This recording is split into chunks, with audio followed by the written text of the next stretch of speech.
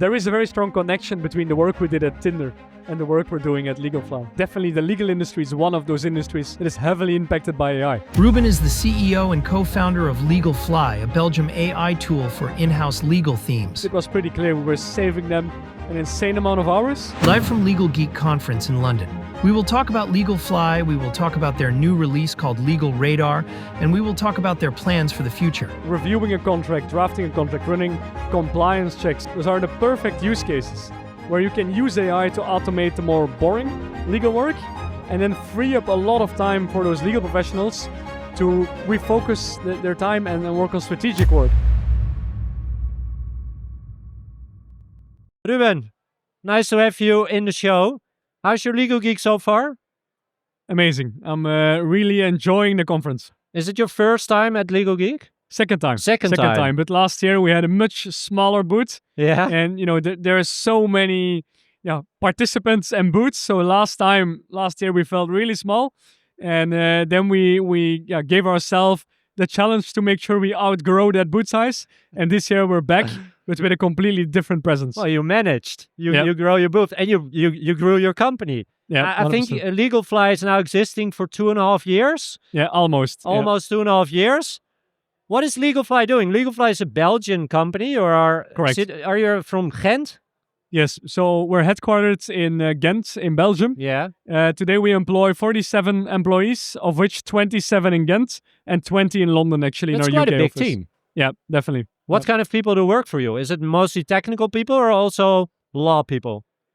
To be honest, I think it's the perfect blend of, on one hand, a lot of very technical AI native engineers and data scientists, and on the other hand, a team of solution engineers with a very strong legal background, people that are coming from amazing law firms or that have worked at amazing legal teams at corporates. And what did you tell them to work for you? They changed their job at an amazing law firm to work for a startup, which is, of course, changing the world of law. But what is the message that you tell them to make sure that they're going to work for you?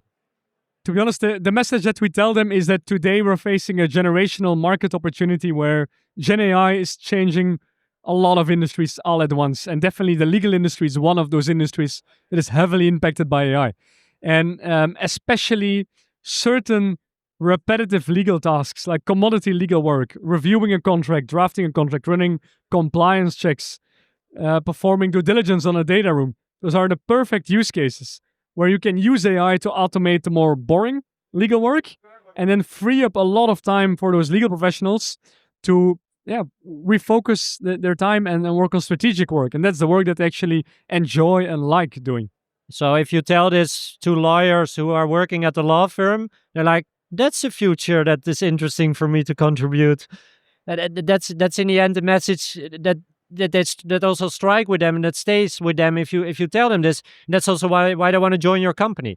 Exactly. But it's also because with GenAI, we're also seeing a shift in the industry where in-house legal teams were heavily focused on the corporate market, where in-house legal teams are, thanks to GenAI, they are capable with a smaller team to execute a much higher legal workload. And as a result, they're becoming less dependent on legal service providers or law firms. And that's also a shift in the industry that we're witnessing over the last 2.5 years, and it's only accelerating. So that's why, especially people working at law firms today, I think they sense the same market dynamics, and they also understand that law firms over time will need to specialize more, and they will contribute even more in strategic legal work, but the repetitive legal work, the commodity work, will be automated by GenAI and by in-house teams utilizing legal AI agents to execute that work. And with LegalFly, you are not focusing on law firms. You are focusing in in-house teams. In-house, which entirely. is a different market. Yeah, it's a different market. It's a different kind of lawyer. It's a different kind of industry. Why in-house legal teams? Why not law firms? So in the very beginning of LegalFly, we actually served both. We served both the law firms as well as the corporate legal departments. But then in the beginning of this year, in January, we made the decision to go all in only on the corporate segments. And the reason was that the more time we spent with our law firm clients, when we did an analysis on the use cases and on the usage data, for us, it was pretty clear that the law firms are one of the clients that are most excited by LegalFly, but for a different purpose. They were purchasing LegalFly licenses to train their people, to educate them on what are the capabilities of an AI solution in the legal domain, but not necessarily to get actual legal work done. That's interesting to notice as a company. It is. And for us, it was also a bit concerning because we didn't feel that the law firms we were bringing in on board would be very sustainable partners in the future for LegalFly. While with all of the corporate legal departments, it was pretty clear we were saving them an insane amount of hours. And as a result, they started expanding LegalFly and implementing it across also different teams, like the procurement team or the sales teams. That's quite a pivot. I mean, it's you're building something. It was in January this year, so you're already working on LegalFly for almost 2 years. You had something in mind at the beginning, and then after 2 years, you notice, hey, these lawyers, these law firms, they use our software for a totally different thing. Totally different way. So we need to change. We need to make sure that all our marketing is now on in-house teams and not on law firms anymore. And even the product, we started changing the product entirely to exactly mimic the legal processes that are very relevant for an in-house legal team, because it's different than mimicking the process of a legal service provider. Was it also not frustrating for you? You're working on something for 2 years, you have a certain client in mind, and then, oh shit, we need to change a lot of things. It's, especially as a founder, it's very important to focus in your business, because it's a superpower. You need to focus. You need to become the category leader in a market that's big enough, but you need to become the category leader in a very specific area. Now, at the same time, focusing hurts a little bit because you're saying no to a lot of interesting opportunities, especially as a commercial founder. You just want to take every opportunity on board, welcome every prospect, and by deciding to focus purely on the corporate legal departments, it did hurt in the beginning, but to be honest, it only accelerated our growth because it became very clear to the industry that we are the best fit for any in-house legal or procurement team. Are you a first-time founder? Third-time founder. Third-time founder. So I had some learnings in the you previous startups. You already knew this along the lesson about focus. Yeah, 100%. You knew how to implement it for this company. 100%. And even today, we're actually assessing to apply even a stronger focus to certain verticals, very specific industries like financial services, mainly in banking and insurance. We're going very deep. We have amazing clients. We have some of the largest banks and insurance firms across all of Europe.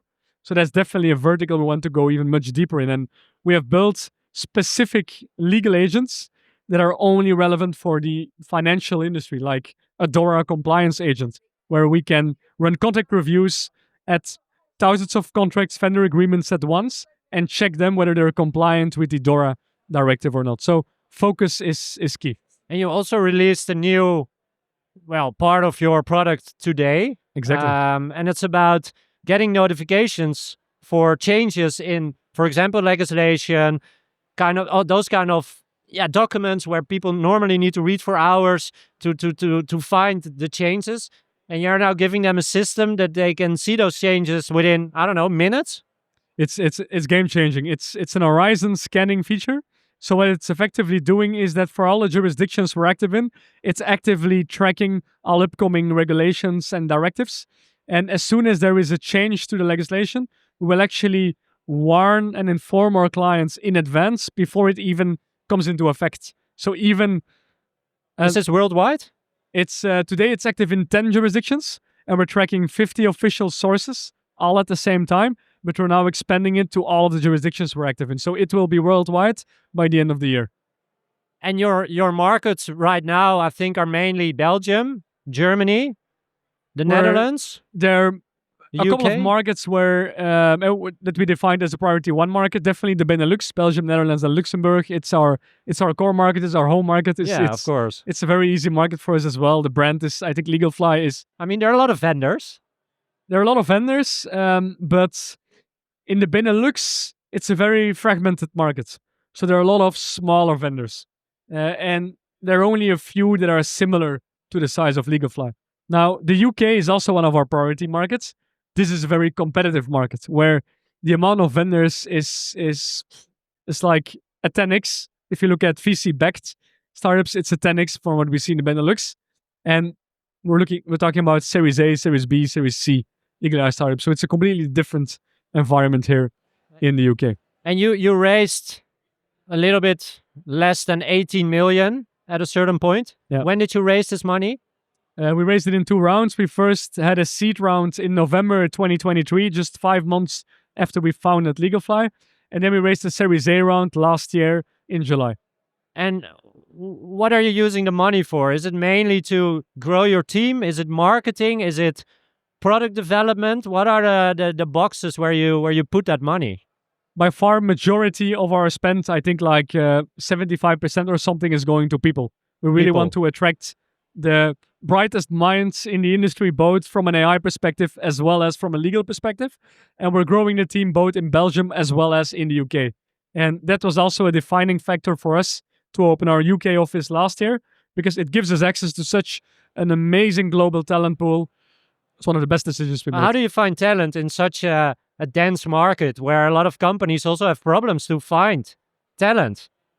It's not easy, you know, and I think what's definitely helping us is that we have a very strong and specific vision, a very product focus, but also a very product first mindset. You know, where everything that we're bringing to market has been thoroughly tested by legal teams, has been going through multiple pilots with enterprise clients, and our entire product roadmap is guided and even dictated by our clients in our portfolio. So we're so product obsessed that across all of the teams, leadership is very, very, very involved with every product decision we make, because we strongly believe that it's only the best product in the space that will become the category leader over time. And you are a third-time founder, but you also worked at a very big company, a very famous company. Exactly, completely different industry. Called Tinder. What's the story behind this move? Going from, was Tinder before your other companies, or was it in the meantime? When was Tinder in your life? Yeah, so after my second startup, so I've been doing startups for 10 years, a little over 10 years. And after the second one, I joined Tinder. I joined Tinder because I was becoming a father as well.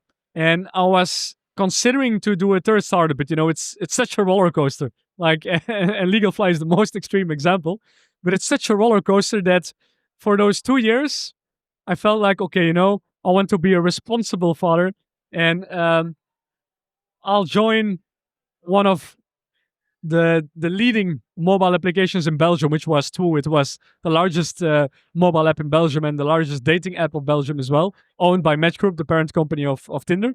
And I joined Match Group, where I got complete ownership of Too for a year to basically sunset the platform. So Match Group decided to pull the plug basically from Belgium's largest dating platform, and then cross-sell all of those users to Plenty of Fish, which is one of the largest dating apps in North America. It's a Canadian dating app.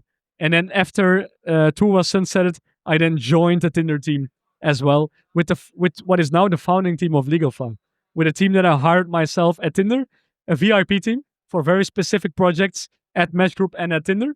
And now there is a very strong connection between the work we did at Tinder and the work we're doing at LegalFly.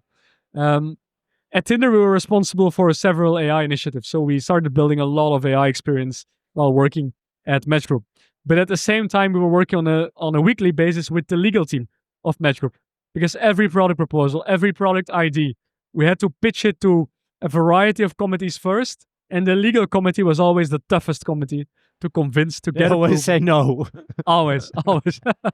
But you know, it's at Match Group basically that the idea started growing that there must be a more efficient, quicker way for a commercial team like ours, we're a part of the product team, to collaborate closely with the legal team and to make sure that no one is experiencing a legal bottleneck at a corporate organization. That is basically where the idea around LegalFly was created. This is a great story. And it's super nice also that you founded LegalFly then with people you met at Tinder. Yeah. I mean, that's great. So the founding team and myself have been working together for 5 years now. So over the years, we've grown very close to each other. And we're a very multidisciplinary team. That's, I think, very important as well. And that's also when candidates are joining us in the company, there is always a responsible founder for all of the teams, whether it's the demand gen team, whether it's the delivery team, whether it's the product team, or whether it's the operation team. There's always one founder in the end responsible for that pillar of the organization. And LegalFly next year at Legal Geek? There is a surprise that we're currently discussing with the organization, but let's see. But definitely it's an amazing community and we would love to continue contributing. Thank you for your time and good luck with everything you're building. Thank you very much. Enjoy the conference. Thank you.